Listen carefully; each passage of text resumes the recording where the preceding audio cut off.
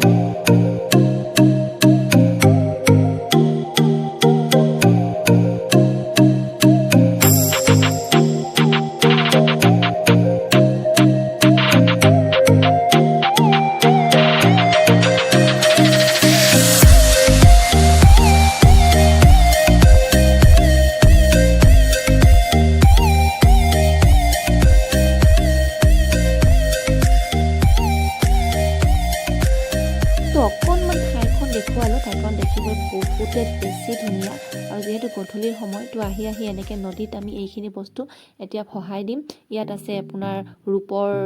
নাগ এখৰ আছে এইটো ৰঙা ৰঙা দেখিছে য'ত চকুটো ওলাই আছে নাকখৰৰ এনেকৈ পদুম ফুলৰ পাতত চাকি বন্তি জ্বলাই অতাই দিয়া হৈছে নদীত এইটো সাধাৰণতে আমি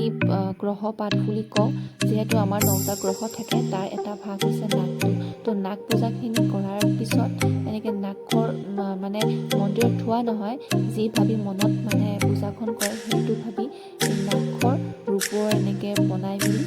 এনেকৈ অতাই দিব লাগে বুলি আমি বিশ্বাস কৰোঁ বা আমি এইটো কাম কৰি আহিছোঁ তো সেইটো কাম কৰিবলৈ আজি আমি এই মুকালমুৱা নদীৰ পাৰত আচলতে আমি সেইটো কৰিবলৈ আহিছোঁ বিশেষ ভালকৈ দেখুৱাব পৰা নাই আজি যিহেতু ব্যস্ত আছোঁ থেংক ইউ